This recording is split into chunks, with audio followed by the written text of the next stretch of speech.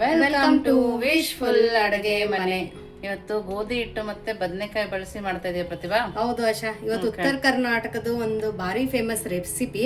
ಯಾಕಂದ್ರೆ ನಾನು ಗ್ಯಾರಂಟಿ ಕೊಡ್ತೀನಿ, ಈ ರೆಸಿಪಿ ಸುಮಾರು ಜನಕ್ಕೆ ಗೊತ್ತಿಲ್ಲ ಮತ್ತೆ ಸುಮಾರು ಜನ ಮಾಡೋದು ಇಲ್ಲ ಆಶಾ. ಸೊ ಬದನೆಕಾಯಿ ಇಷ್ಟ ಇಲ್ಲ ಅನ್ನೋರಿಗೂ ಕೂಡ ಈ ತರ ಒಂದು ಗೋಧಿ ಹಿಟ್ಟಲ್ಲಿ ನಾವು ಬದನೆಕಾಯಿ ರೆಸಿಪಿನ ಮಾಡ್ಕೊಡ್ಬೋದು. ಮಾಡೋದು ತುಂಬಾ ಸುಲಭ ಇದೆ. ಮತ್ತೆ ಯಾವ ತರ ಮಾಡೋದು ಅಂತಾನು ನಾವು ನೋಡೋಣ. ನೋಡಿ, ಇಲ್ಲೊಂದು ಇಡ್ಲಿ ಪಾತ್ರೆನ ತಗೊಂಡು ಅದ್ರ ಒಳಗಡೆ ಒಂದು ಸ್ವಲ್ಪ ನೀರನ್ನು ಹಾಕೊಳ್ಳೋಣ. ಇಲ್ಲಿ ನಾನು 1 ಗ್ಲಾಸ್ ಅಷ್ಟು ನೀರನ್ನು ಹಾಕೊಂಡಿದ್ದೀನಿ. ಇವಾಗ ಇದ್ರ ಒಳಗಡೆ ಇಡ್ಲಿ ಪಾತ್ರೆದ ಏನಿರುತ್ತಲ್ಲ ಆಶಾ, ಪ್ಲೇಟು ಅದನ್ನ ಇಡೋಣ. ಆಮೇಲೆ ಇಲ್ಲಿ ಬದನೆಕಾಯಿನ ಇಡೋಣ. ಬದನೆಕಾಯಿನ ನೋಡ್ಬಿಟ್ಟು ತಗೊಳ್ಳಿ. ಈ ತರ ಎಲ್ಲ ಬದನೆಕಾಯಿನೂ ತೊಳ್ಕೊಂಡು ತಗೊಂಡ್ರು. ಫ್ಲೇಮನ್ನ ಇವಾಗ ಮೀಡಿಯಂ ಫ್ಲೇಮಲ್ಲಿ ಇಟ್ಕೊಳ್ಳೋಣ. ಇವಾಗ ಮೇಲ್ಗಡೆ ಒಂದು ಲಿಡ್ಡನ್ನ ಮುಚ್ಚಿಬಿಟ್ಟು ಇದನ್ನ ನಾವು ಇಡ್ಲಿ ತರ ಒಂದ್ 5 ರಿಂದ 6 ನಿಮಿಷ ಸ್ಟೀಮ್ ಮಾಡ್ಕೊಳ್ಳೋಣ.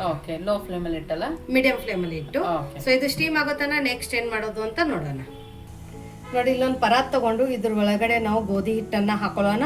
ಗೋಧಿ ಹಿಟ್ಟಿನ ಕ್ವಾಂಟಿಟಿ ನೀವು ಮನೆಯಲ್ಲಿ ಎಷ್ಟು ಜನ ಇದ್ದಾರೆ ಮತ್ತೆ ನಿಮ್ ಕ್ವಾಂಟಿಟಿ ಬೇಸ್ಡ್ ಮೇಲೆ ಇಲ್ಲಿ ನೀವು ಗೋಧಿ ಹಿಟ್ಟನ್ನ ತಗೊಳ್ಳಿ. ಸೊ ನೋಡಿ, ಇಲ್ಲಿ ಗೋಧಿ ಹಿಟ್ಟನ್ನ ಜಡಿ ಮಾಡಿ ತಗೊಂಡಿರೋದು. ನೀವು ಗೋಧಿ ಹಿಟ್ಟನ್ನ ಜಡಿ ಮಾಡಿ ತಗೊಳ್ಳಿ. ಇವಾಗ ನೋಡಿ, ಇಲ್ಲಿ ಒಂದು ಅರ್ಧ ಕಪ್ಪದಷ್ಟು ಇಲ್ಲಿ ನಾನು ಕಡಲೆ ಹಿಟ್ಟನ್ನ ತಗೊಂಡಿದ್ದೀನಿ. ಇದಕ್ಕೆ ಬೇಸನ್ ಕೂಡ ಅಂತಾರೆ. ಸೊ 2 ಕಪ್ ಗೋಧಿ ಹಿಟ್ಟಕ್ಕೆ ಅರ್ಧ ಕಪ್ಪದಷ್ಟು ಕಡಲೆ ಹಿಟ್ಟು. ಇವಾಗ ರುಚಿಗೆ ತಕ್ಕಷ್ಟು ಉಪ್ಪನ್ನ ಹಾಕೊಳ್ಳೋಣ. ನೋಡಿ, ಇಲ್ಲಿ ಬಿಳಿ ಎಳ್ಳನ್ನ ತಗೊಂಡಿರೋದು. ಇದೇನ್ ಹುರಿದಿಲ್ಲ ಆಶಾ, ಅದೇ ತರ ತಗೊಂಡಿರೋದು.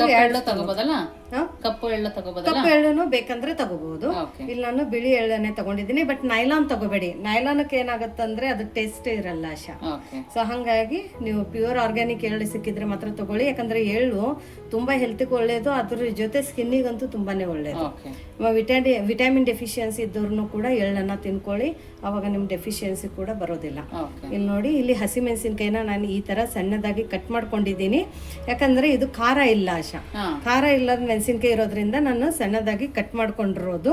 ಇನ್ನು ಇಲ್ಲ ಖಾರ ಇರೋದಿದೆ ಅಂದ್ರೆ ಒಂದ್ ಸ್ವಲ್ಪ ಮಿಕ್ಸಿಗೆ ಹಾಕೊಂಡು ಅಥವಾ ಕಲಿಯಲ್ಲಿ ಕುತ್ಕೊಂಡು ಹಾಕೋಬಹುದು. ಹೌದು. ಇವಾಗ ಇದಕ್ಕೇನೆ ಸಣ್ಣದಾಗಿ ಕಟ್ ಮಾಡ್ಕೊಂಡಿರುವಂತ ಕೊತ್ತಂಬರಿ ಸೊಪ್ಪನ್ನ ಹಾಕೊಳ್ಳೋಣ. ಇಲ್ಲಿ ಕಸೂರಿ ಮೇಥಿನ ತಗೊಂಡಿರೋದು. ಕಸೂರಿ ಮೇಥಿ ಕೈಯಲ್ಲಿ ಒಂದ್ ಸ್ವಲ್ಪ ಕ್ರಶ್ ಮಾಡಿ ಹಾಕೊಳ್ಳೋಣ. ನಿಮ್ಮ ಹತ್ರ ಮೆಂತ್ಯ ಸೊಪ್ಪು ಇದ್ರೆ ಮೆಂತ್ಯ ಸೊಪ್ಪು ಕೂಡ ಹಾಕೋಬಹುದು. ಕೊತ್ತಂಬರಿ ಸೊಪ್ಪು ಬದಲಾಗಿ ಮೆಂತ್ಯ ಸೊಪ್ಪನ್ನು ಕೂಡ ಕಟ್ ಮಾಡಿ ಹಾಕೋಬಹುದು. ನೋಡಿ, ಇವಾಗ ಇಷ್ಟೆಲ್ಲ ಹಾಕೊಂಡ ನಂತರ ಇವಾಗ ನಾವು ಇದನ್ನ ಪಕ್ಕಕ್ಕೆ ಇಡೋಣ. ಪಕ್ಕಕ್ಕೆ ಇಟ್ಬಿಟ್ಟು ಬದನೆಕಾಯಿ ಸ್ಟೀಮ್ ಆಗಿದೆ, ಸೊ ಅದನ್ನ ತಕ್ಕೊಳ್ಳೋಣ. ನೋಡಿ, ಬದನೆಕಾಯಿ ಸ್ಟೀಮ್ ಆಗಿದೆ, ಅದನ್ನ ತಕ್ಕೊಳ್ಳೋಣ. ಇದೇ ತರ ಸಾಫ್ಟ್ ಆಗಿ ನಾವು ಬದನೆಕಾಯಿನ ಸ್ಟೀಮ್ ಮಾಡ್ಕೋಬೇಕು. ನೋಡಿ, ಎಲ್ಲಾ ಬದನೆಕಾಯಿನೂ ತುಂಬಾ ಚೆನ್ನಾಗಿ ಸ್ಟೀಮ್ ಆಗಿದೆ. ಇವಾಗ ಇದೊಂದು ಸ್ವಲ್ಪ ಆರೋಕ್ ಬಿಡೋಣ. ಇಲ್ಲ ಅರ್ಜೆಂಟಲ್ಲಿ ಇದೆ ಅಂದ್ರೆ ನಾವು ಇವಾಗಲೇನೆ ಇದನ್ನ ಕಟ್ ಮಾಡ್ಕೋಬಹುದು. ನೋಡಿ, ಈ ತರ ಒಂದ್ ಸ್ವಲ್ಪ ಚಿಮಟನ ಹಿಡಿದು ಬಿಟ್ಟು ಕಟ್ ಮಾಡ್ಕೊಳ್ಳಿ, ಇಲ್ಲಾಂದ್ರೆ ಕೈ ಸುಡುತ್ತೆ. ಚೆನ್ನಾಗಿ ಬಂದಿದೆ ಪ್ರತಿಭಾ. ಹೌದು ಆಶಾ, ತುಂಬಾ ಚೆನ್ನಾಗಿ ಸ್ಟೀಮ್ ಆಗಿದೆ. ಬದನೆಕಾಯಿ ತಿನ್ನಲ್ಲ ಅನ್ನೋರಿಗೆಲ್ಲ ಒಳ್ಳೆ ರೆಸಿಪಿ ಅನ್ಸುತ್ತೆ ಇದು. ತುಂಬಾ ಒಳ್ಳೆ ರೆಸಿಪಿ. ಹೌದು, ಬದನೆಕಾಯಿ ಹಾಕಿದೀವಿ ಅಂತ ಗೊತ್ತಾಗೋದಿಲ್ಲ ಅವ್ರಿಗೆ. ಹೌದು. ನೋಡಿ, ಈ ತರ ನೀಟಾಗಿ ನಾವೆಲ್ಲದನ್ನು ತಕೊಂಡು ಕಟ್ ಮಾಡ್ಕೊಂಡು ಬರೋಣ. ನೋಡಿ, ಈ ತರ ಒಂದ್ ಸ್ವಲ್ಪ ಕಟ್ ಮಾಡ್ಕೊಳ್ಳೋಣ.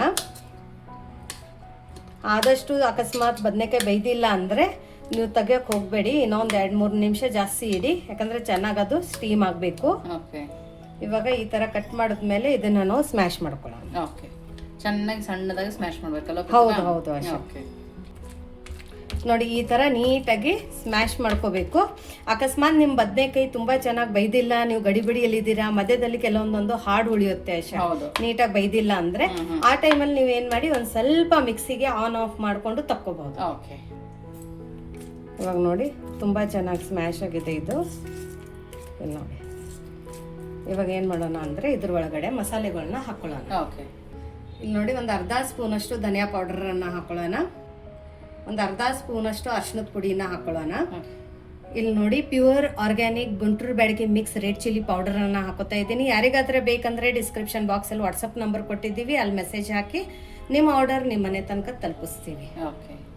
ನೋಡಿ, 2 ಸ್ಪೂನ್ ಅಷ್ಟು ಹಾಕೊಳ್ಳೋಣ. ಖಾರನ ನೋಡ್ಬಿಟ್ಟು ಹಾಕೊಳ್ಳಿ.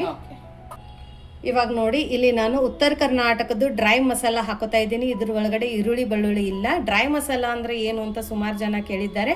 ಸೊ ಇದ್ರ ಒಳಗಡೆ ಹಸಿದು ಯಾವುದೇ ನಾವು ಈರುಳ್ಳಿ ಆಗಲಿ ಬೆಳ್ಳುಳ್ಳಿ ಆಗಲಿ ಕೊತ್ತಂಬರಿ ಸೊಪ್ಪಾಗಲಿ ಯಾವುದೂ ಯೂಸ್ ಮಾಡೋಂಗಿಲ್ಲ. ಹಾಗಾಗಿ ಇದು ಡ್ರೈ ಮಸಾಲ. ಇದು ಡ್ರೈ ಮಸಾಲ ಅಂದರೆ ಇದು ಒಂಥರ ಗರಂ ಮಸಾಲಾನೂ ಅನ್ಬೋದು. ಹೌದು, ತುಂಬ ಚೆನ್ನಾಗಿರುತ್ತೆ. ಸೊ ಈರುಳ್ಳಿ ಬೆಳ್ಳುಳ್ಳಿ ತಿನ್ನಂಗಿಲ್ಲ ಅನ್ನೋರು ಈ ಮಸಾಲೆ ಖಾರದಿಂದನೂ ಕೂಡ ನೀವು ಸುಮಾರು ರೆಸಿಪಿಗಳನ್ನ ಮಾಡ್ಕೋಬಹುದು.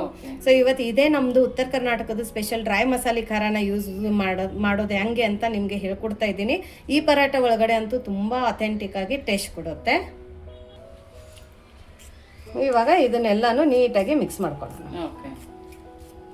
ಸೊ ಬದನೆಕಾಯಿ ಜೊತೆ ಚೆನ್ನಾಗಿ ಮಿಕ್ಸ್ ಆಗುತ್ತೆ ಆಶಾ ಇದು. ಆ ಬದನೆಕಾಯಿ ಸ್ಟೀಮ್ ಆಗಿರೋ ಸ್ಮೆಲ್ ಪ್ರತಿಭಾ ಹಸುವನ್ನ ಜಾಸ್ತಿ ಮಾಡ್ತಾ ಇದೆ. ಹೌದು, ತುಂಬಾ ಸಖತ್ತಾಗಿ ಟೇಸ್ಟ್ ಕೊಡುತ್ತೆ ಆಶಾ ಇದು. ಸೊ ನೋಡಿ ಇವಾಗ ಇದು ಮಿಕ್ಸ್ ಆಗಿದೆ.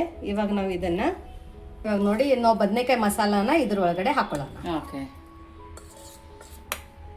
ನೋಡೋದು ಕೂಡ ಪ್ರತಿಭಾ ಸೂಪರ್ ಆಗಿ ಕಾಣಿಸ್ತದೆ. ಹೌದು ನೋಡಿ, ಎಲ್ಲದೂ ಈ ತರ ಹಾಕೊಂಡು ಇವಾಗ ಮಿಕ್ಸ್ ಮಾಡ್ಕೊಳ್ಳೋಣ. ಓಕೆ, ನಾವು ಬದನೆಕಾಯಿ ಬೇಯೋ ತನಕ ಈ ತರ ಹಿಟ್ಟು ರೆಡಿ ಮಾಡ್ಕೊಂಡಿದ್ರೆ ಬೇಗ ಆಗೋಗುತ್ತೆ. ಹೌದು.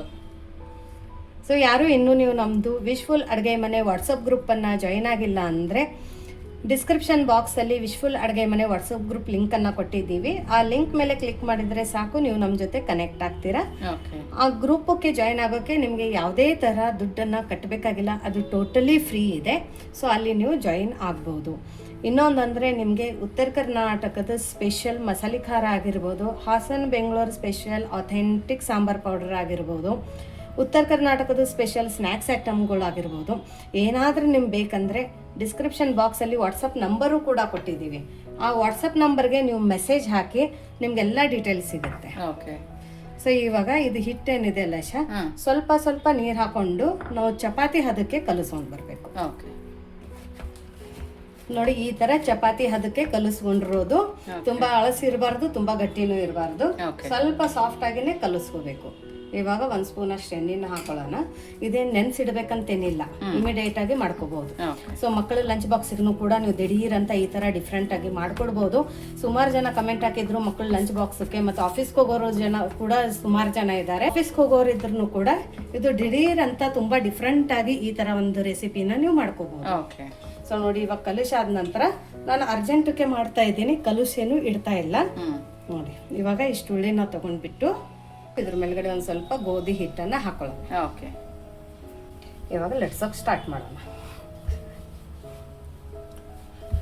ತುಂಬಾ ದಪ್ಪ ಲಟ್ಟಿಸ್ಬಾರ್ದು, ಸ್ವಲ್ಪ ತಿಳುವಾಗಿನೇ ಲಟ್ಸೋಣ.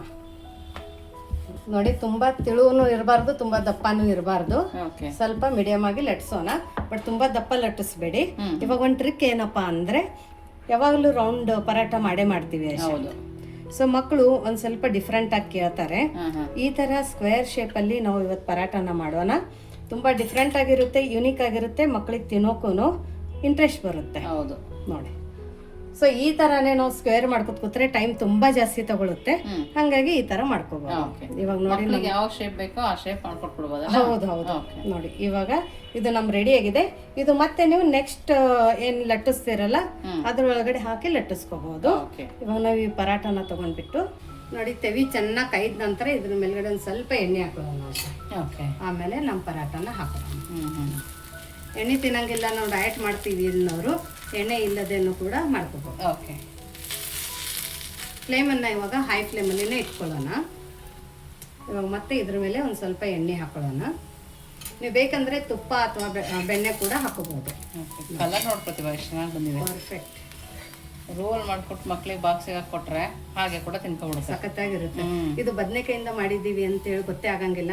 ಚಾಲೆಂಜ್ ಮಾಡಿ ಹೇಳ್ತೀನಿ, ನೀವು ಕೂಡ ಒಂದ್ಸರ್ತಿ ಬದನೆಕಾಯ್ದು ಈ ರೆಸಿಪಿ ಮಾಡೋಕೆ ಸ್ಟಾರ್ಟ್ ಮಾಡಿದ್ರೆ ಎಲ್ಲಾ ಪರಾಟನೂ ಮಾಡೋದನ್ನ ಮರೆತು ಬಿಡ್ತೀರಾ, ಅಷ್ಟು ಚೆನ್ನಾಗಿ ಬರುತ್ತೆ. ಈ ತರ ಒಂದ್ ಸ್ವಲ್ಪ ಪ್ರೆಸ್ ಮಾಡಿ ಮಾಡಿ ಬೇಯಿಸೋಣ. ಅವಾಗ ಪರಾಟ ಫ್ಲೇವರ್ ಬರುತ್ತೆ. ನೋಡಿ ಎಷ್ಟು ಕಲರ್ ಆಗಿ ಬಂದಿದೆ. ನೋಡಿ, ಈ ತರ ಪರಾಟನ ಬೇಯಿಸ್ಬೇಕಾದ್ರೆ ಒಂದ್ ಸ್ವಲ್ಪ ಪ್ರೆಸ್ ಮಾಡಿ ಮಾಡಿನೇ ಬೇಯಿಸಿ, ತುಂಬಾ ಚೆನ್ನಾಗಿ ಪರಾಟ ಫ್ಲೇವರ್ ಬರುತ್ತೆ. ಇವಾಗ ನೋಡಿ, ಇಲ್ಲಿ ನಮ್ದು ಪರಾಟ ರೆಡಿ ಆಗಿದೆ. ಎಷ್ಟು ಚೆನ್ನಾಗಿ ಕಾಣ್ತಾ ಇದೆ. ಇಲ್ಲಿ ನೋಡಿ, ಸೂಪರ್ ಆಗಿ ಕಾಣಿಸ್ತದೆ ಪ್ರತಿಭಾ. ನೋಡಿ ಇವಾಗ ಇದನ್ನ ನೋಡಿ, ಬಿಸಿ ಬಿಸಿ ಬದನೆಕಾಯಿ ಪರಾಟ. ಯಾರು ಅನ್ನೋದಿಲ್ಲ ಇದು ಬದನೆಕಾಯಿಂದ ಮಾಡಿದೀವಿ ಅಂತ. ಅಷ್ಟು ಚೆನ್ನಾಗಾಗಿದೆ, ಮತ್ತೆ ಅಷ್ಟೇ ಸಾಫ್ಟ್ ಕೂಡ ಆಗಿದೆ. ನೋಡಿ ಎಷ್ಟು ಸಾಫ್ಟ್ ಆಗಿದೆ ಅಂದರೆ ವಾವ್.